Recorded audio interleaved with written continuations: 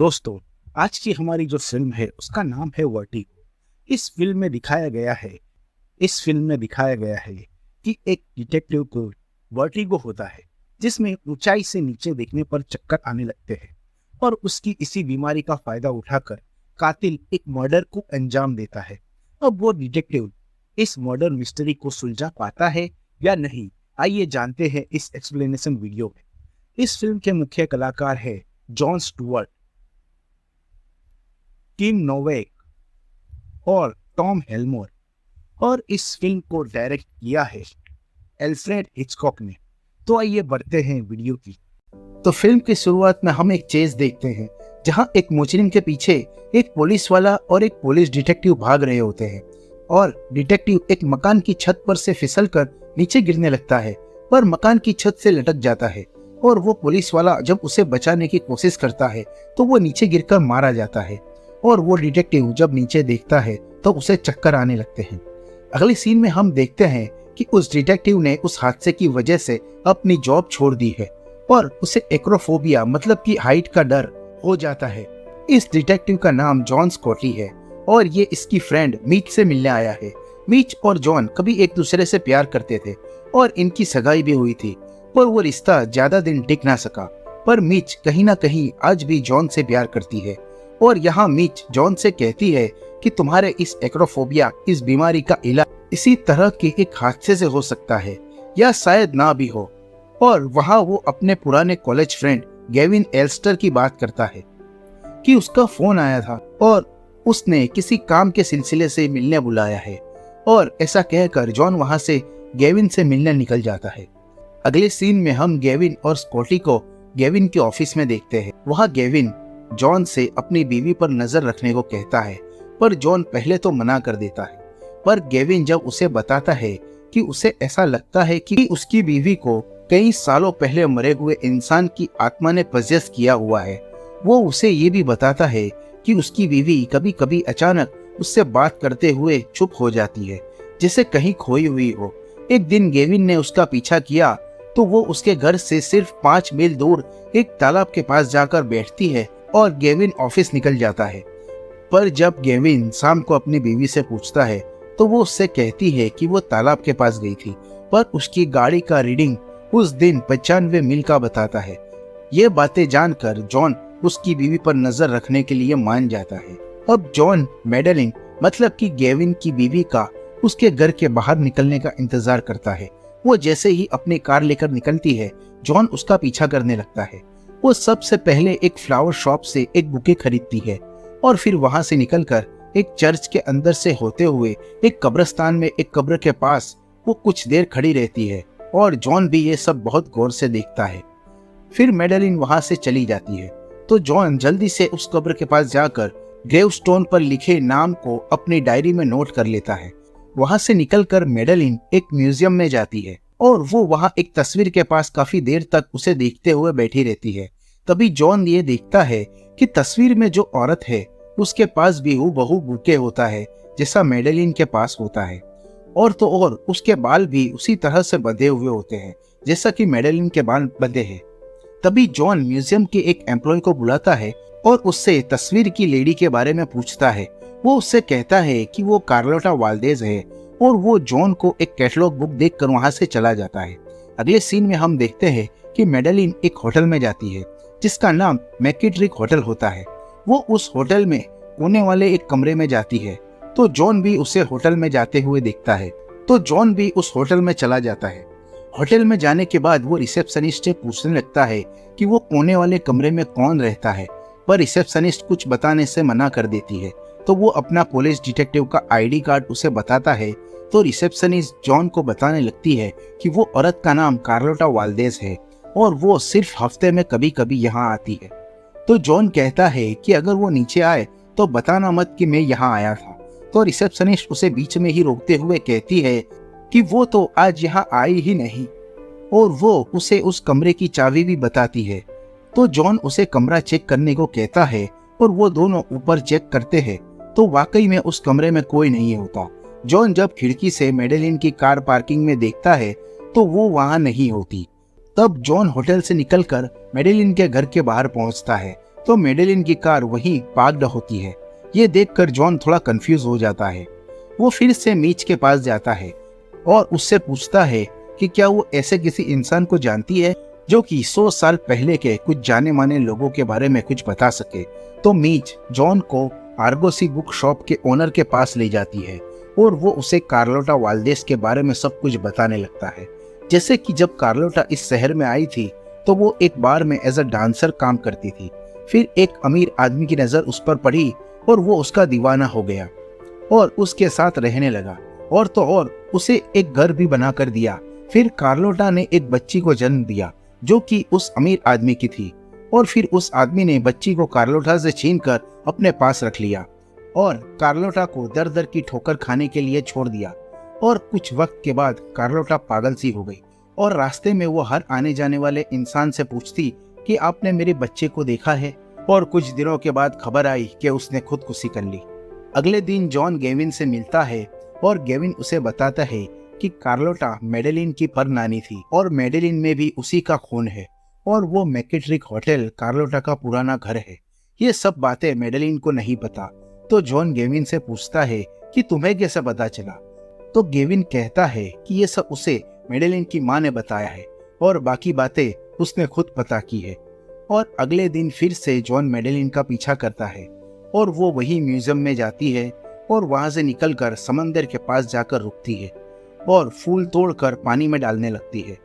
और जॉन भी ये सब देख रहा होता है। तभी अचानक मेडेलिन पानी में कूद जाती है और जॉन भी उसे बचाने के लिए पानी में कूद जाता है। वो उसे पानी से बाहर निकालकर अपने घर ले जाता है और हम देखते हैं कि मेडेलिन अभी भी बेहोश है और बेहोशी में वो बोल रही होती है कि तुमने मेरे बच्चे को देखा, छोटा सा बच्चा। ये वही शब्द है जो कार्लोटा से उसका बच्चा छीन जाने के बाद सड़क पर चलते लोगों से पूछा करती थी।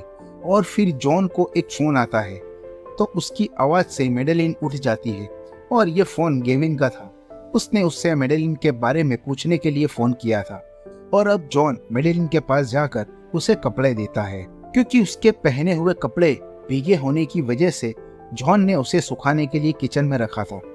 और मेडेलिन कपड़े पहनकर रूम से बाहर आती है तो जॉन से पूछती है कि क्या हुआ था। जॉन कहता है कि आप समंदर में गिर गई थी तो मैंने आपको बचाया। फिर जॉन मेडेलिन से पूछता है कि तुम वहां क्या कर रही थी। तो वो कहती है कि वो सनसेट देखने गई थी। अब जॉन पूछता है कि उसके पहले तुम कहाँ गई थी। तो मेडेलिन कहती है कि वो शॉपिंग कर रही थी बाजार में। हालांकि मेडेलिन उस म्यूजियम और कब्रिस्तान में गई थी। जॉन ये सुनकर थोड़ा हैरान होता है। फिर मेडेलिन उससे पूछती है कि तुम वहां क्या कर रहे थे। तो जॉन बताता है कि मैं वहां घूम रहा था। मेडेलिन उससे ये भी पूछती है कि उसके पहले कहाँ थे। तो जॉन उस म्यूजियम का नाम लेता है जहां मेडेलिन उस औरत की पेंटिंग के सामने बहुत देर तक बैठी रहती है। तो मेडेलिन कहती है कि मैं उस म्यूजियम में कभी गई तो नहीं पर उसका नाम बहुत सुना है, वो बहुत खूबसूरत है। अब जॉन को एक बार फिर गेविन का फोन आता है और जब वो फोन पर बात करने अंदर जाता है और गेविन से कहता है कि मेडेलिन ठीक है और जब वापस आता है तब मेडेलिन वहां से जा चुकी होती है। अगले दिन जॉन फिर से मेडेलिन का पीछा करता है और थोड़ी देर पीछा करने पर पता चलता है कि वो तो जॉन के घर पर ही जा रही है उसे थैंक यू कहने के लिए। और फिर मेडेलिन वहां से जाने लगती है। तो जॉन उससे पूछता है कि तुम कहाँ जा रही हो। तो मेडेलिन कहती है कि ऐसे ही घूमती रहूंगी। तो जॉन उसके साथ आने के लिए पूछता है तो मेडेलिन मान जाती है और फिर दोनों एक जंगल में जाते हैं जहां पर काफी पुराने पेड़ होते हैं जिसमें कुछ 2000 साल पुराने भी होते हैं। जॉन मेडेलिन को ये सब बताता है तो मेडेलिन कहती है कि मुझे ये पसंद नहीं आया क्योंकि मैं इतना नहीं जीने वाली। ऐसा सुनकर जॉन अभी भी हैरान होता है। फिर वो दोनों एक पेड़ के कटे हुए क्रॉस सेक्शन के पास जाते हैं जहां अलग अलग टाइमलाइन के साथ उस वक्त में हुई घटनाएं भी लिखी होती है। जहां एक जगह जो कि प्रेजेंट से कुछ 100 साल पहले का वक्त होता है वहां मेडेलिन हाथ से बताती है कि मैं यहाँ पैदा हुई थी और यहाँ पर मर गई। जॉन मेडेलिन से पूछता है कि तुम उस दिन समंदर में क्यों कूदी थी। तो मेडेलिन कहती है कि मैं कूदी नहीं थी, गिर गई थी। जब जॉन उससे कुछ और सवाल करता है तो मेडेलिन कहती है कि मुझे यहाँ से कहीं और ले चलो। तो जॉन उसे समंदर किनारे ले जाता है और जब मेडेलिन कार से उतरकर समंदर की ओर जा रही होती है तो जॉन भागकर उसके पास जाता है। तो मेडेलिन उससे पूछती है कि तुम भागे क्यों। जॉन कहता है कि तुम्हें सुरक्षित रखना मेरी जिम्मेदारी है। अब मेडेलिन जॉन को पसंद करने लगी थी क्योंकि गेविन उसे पागल समझने लगा था। वो उसे बताती है कि मुझे कुछ सपने आते हैं, जैसे टावर है, टावर पर एक बेल है, पर हर बार वो सपना अधूरा ही रह जाता है। फिर जॉन मेडेलिन को घर छोड़ देता है और अगले दिन मेडेलिन जॉन के घर आती है और उसे बताती है कि मुझे सपना फिर से आया था और इस बार सब कुछ साफ साफ दिखाई दिया। वहाँ एक गार्डन के पास एक चर्च और एक टावर के ऊपर एक बड़ी सी बेल। जैसे ही मेडेलिन जॉन को कुछ और बातें बताती है, जॉन उस जगह को पहचान लेता है और उसे वहाँ ले जाता है। वो उसके शहर से कुछ 100 मील दूर होती है। वो लोग वहाँ पहुँचते ही जॉन वो सब चीजें देखता है जो मेडेलिन को सपने में दिखाई दी थी। अब वो दोनों बातें करते करते एक दूसरे को प्यार करने लगते हैं और मेडेलिन कहती है कि ये ठीक नहीं है और टावर की ओर भागने लगती है। जॉन उसके पीछे जाता है पर वो एग्रोफोबिया की वजह से टॉप फ्लोर पर नहीं जा पाता और उसे वर्टिगो होने लगता है।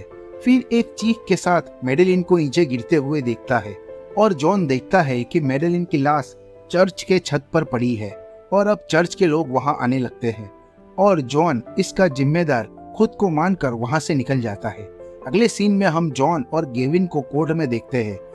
वहां एक जज और कुछ ज्यूरी मेंबर्स होते हैं। ज्यूरी मेंबर्स केस की दलील सुनकर आपस में बात करके अपना फैसला बताते हैं और वो फैसला आखिरी फैसला होता है।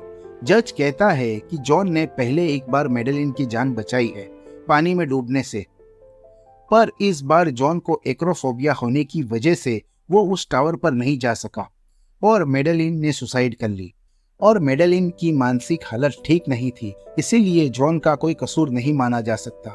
और फिर जज फैसला ज्यूरी मेंबर्स पर छोड़ देता है। वो लोग आपस में बात करके इस फैसले पर पहुंचते हैं कि जॉन बेकसूर है और ये एक आत्महत्या थी। और फिर कोर्ट में गेविन जॉन से मिलता है और कहता है कि मुझे माफ कर देना, तुम इस सब में मेरी वजह से हो। और वो उससे कहता है कि मैं अपना घर और बिजनेस बेचकर हमेशा के लिए इस शहर से जा रहा हूँ। और ये कहकर वो वहां से निकल जाता है। अब जॉन मेडेलिन को याद करके इधर उधर घूमने लगता है और एक दिन यूं ही घूमते हुए उसे एक लड़की दिखाई देती है जो कि मेडेलिन की तरह ही हूबहू दिखाई देती थी और वो लड़की उसके होटल की तरफ जाती है तो जॉन भी उसका पीछा करने लगता है। अब जॉन उसके कमरे के दरवाजे पर आ जाता है और नॉक करता है। वो लड़की दरवाजा खोलती है। जॉन उससे कुछ बात करने के लिए अंदर आने के लिए पूछता है पर वो मना कर देती है और कहती है कि अगर तुम नहीं गए तो मैं चिल्लाऊंगी और सबसे कहूंगी कि तुम मेरा पीछा करते हुए यहाँ तक आ गए। जॉन कहता है कि मुझे आपको देखकर किसी की याद आती है और मुझसे आपको कोई खतरा नहीं होगा, आप चाहे तो दरवाजा खुला रख सकती है। इस बात पर वो लड़की मान जाती है। जॉन उससे उसका नाम पूछता है तो वो अपना नाम जूडी बताती है और वो कैंसास से है। जॉन के ना यकीन करने पर वो उसे अपना ड्राइविंग लाइसेंस और फैमिली फोटोज भी दिखाती है और जब जॉन उससे अपनी और मेडेलिन की पूरी कहानी बताता है तो जूडी को उससे हमदर्दी होने लगती है। और जब जॉन वहां से जा रहा होता है तो वो जूडी से डिनर पर चलने के लिए पूछता है। पहले तो जूडी मना कर देती है और फिर मान जाती है और फिर जॉन के जाने के बाद जूडी कुछ याद करने लगती है और यहाँ पर कहानी में एक ट्विस्ट आता है। हम देखते हैं कि जिस दिन मेडेलिन उस बेल टावर पर गई थी उस दिन गेविन पहले से ही एक औरत को बेहोश करके वहां उसका इंतजार करता है और हम देखते हैं कि उस औरत ने हूबहू मेडेलिन जैसे ही कपड़े और बाल भी बनाए हुए हैं और जैसे ही मेडेलिन वहां आती है वो उस दूसरी औरत को नीचे गिरा देता है। अब गेविन ने किसको नीचे गिराया था वो हमें आगे पता चलेगा। यहाँ हमें पता चलता है कि जूडी ही मेडेलिन है। उसके बाद वो अपना सामान पैक करने लगती है और जॉन के नाम एक लेटर लिखती है और वो उसमें बताती है कि जिस हादसे का जिम्मेदार वो अपने आप को मान रहा है उसमें उसकी कोई गलती नहीं है। वो लिखती है कि ये सब गेविन का प्लान था। वो उसके एक्रोफोबिया के बारे में अच्छी तरह से जानता था और उसे पता था कि जॉन कभी इतनी ऊपर तक सीढ़ियों से नहीं चढ़ पाएगा और वो औरत जिसे उसने ऊपर से गिराया था वो उसकी असली बीवी मेडेलिन थी। और कार्लोटा की कहानी कुछ असली और कुछ बनाई हुई थी। वो उसका बिजनेस और पैसा हड़पना चाहता था, इसीलिए उसने असली मेडेलिन को मार दिया और ये सब लिख वो कुछ सोचकर वो लेटर फाड़ देती है और अपने कपड़े और सामान फिर से अलमारी में रख देती है और जॉन के साथ डिनर पर जाने के लिए तैयार हो जाती। अगले सीन में हम देखते हैं कि जॉन और जूडी दोनों डिनर कर रहे होते हैं और उसके बाद जॉन उसे घर पर ड्रॉप कर देता है जैसा कि उसने वादा किया था, और वो उससे अगले दिन फिर से मिलने को कहता है। पर जूडी ये दिखाती है कि उसे जॉन के साथ अब जाने में कोई इंटरेस्ट नहीं है और ये भी कहती है कि तुम मेरा साथ इसीलिए चाहते हो क्योंकि मेरा चेहरा तुम्हें किसी की याद दिलाता है। पर जॉन बड़ी ही संजीदा अंदाज में कहता है कि मैं सिर्फ तुम्हारा साथ चाहता हूँ, इसकी कोई और वजह बिल्कुल नहीं है। और जूडी भी ये देखकर मान जाती है। अब दोनों साथ में वक्त बिताने लगते हैं। जॉन धीरे धीरे उसे मेडेलिन जैसे कपड़े पहनाता है और फिर उसके बाल भी मेडेलिन के जैसे ही डाई करवा कर उसका हेयर स्टाइल भी मेडेलिन की तरह करने को कहता है। अब जूडी बिल्कुल मेडेलिन ही दिखने लगी थी। और एक दिन जब दोनों कहीं जा रहे होते हैं तो मेडेलिन तैयार हो रही होती है। तब वही नेकलेस पहनती है जो म्यूजियम में लगी उस पेंटिंग में कार्लोटा ने पहन रखा था। और अब यहाँ जॉन को शक होने लगता है कि कुछ तो गड़बड़ है और वो जूडी को घूमने के बहाने उसी जगह पर ले जाता है जो जगह का मेडेलिन को सपना आता था। पर मेडेलिन इस जगह को देखकर बहुत घबरा जाती है और जॉन से पूछती है कि तुम मुझे यहाँ क्यों लेकर आए हो। जॉन जूडी से कहता है कि मैं यहाँ एक बार आना चाहता था जिससे मैं अपने बीते हुए कल से पीछा छुड़ा सकूं। पर जूडी उसे यहाँ से जाने को कहती है। पर जॉन उसे जबरदस्ती उस बेल टावर पर खींच कर ले जाता है, उसे ये कहते हुए कि तुम ही मेरा आखिरी सहारा हो। पर जॉन को सीढ़ियां चढ़ते वक्त वर्टिगो होने लगता है और वही वो जूडी से पूछता है कि ये नेकलेस तुम्हें कहाँ से मिला। और जूडी समझ जाती है कि उसका और गेविन का पूरा प्लान जॉन समझ गया है। जब जॉन जूडी से सब कुछ बताने को कहता है तो वो उसे रोते हुए कहती है कि वो गेविन की असली बीवी मेडेलिन थी जिसे उसने मार दिया। और जब मैं ऊपर पहुंची जब जॉन जूडी से सब कुछ बताने को कहता है तो वो उसे रोते हुए कहती है कि वो जो मारी गई थी वो गेविन की असली बीवी मेडेलिन थी।